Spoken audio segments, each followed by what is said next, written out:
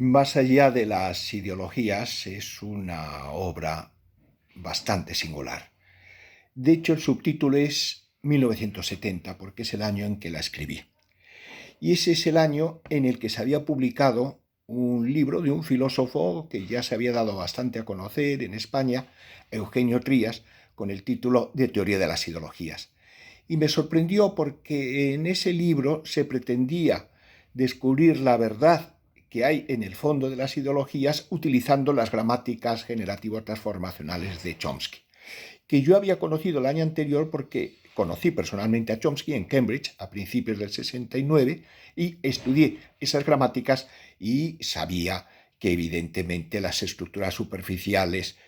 que para Trías eran las ideologías no significan una cosa distinta que las estructuras profundas gramaticales, que para Trías sería la verdad que hay detrás de las ideologías.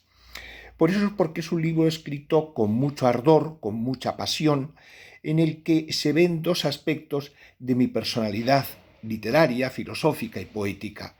Yo ya llevaba 5 años muy metido en la filosofía de la Escuela de Frankfurt, sobre todo en las obras de Theodor Adorno, también las de Horkheimer, Marcuse,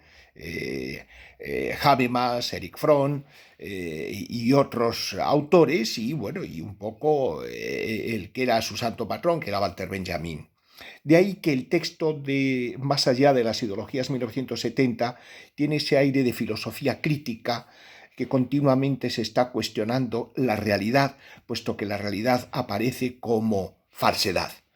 Y luego, por otro lado, está mi personalidad poética. Yo en el 64 empecé a practicar la poesía experimental, poesía concreta, poesía visual, poesía de acción, poesía pública. Y precisamente a principios del 69 se publicó en Londres, pero la revista francesa d'Henri Chopin, mi manifiesto Abandonner l'écriture, o sea, abandonar la escritura, un manifiesto muy radical. Por eso es por lo que ese libro, el libro de Más allá de las ideologías, 1970, tiene algo de utopía, de ir más allá de la falsedad que nos envuelve, de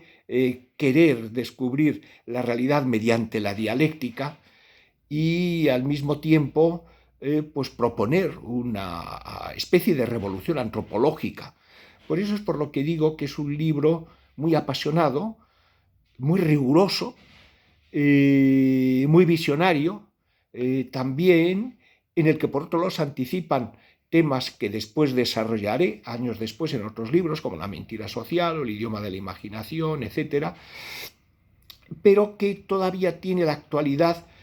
que representaba para un joven de 24 años, que yo era los que tenía cuando lo escribí, el mayo del 68,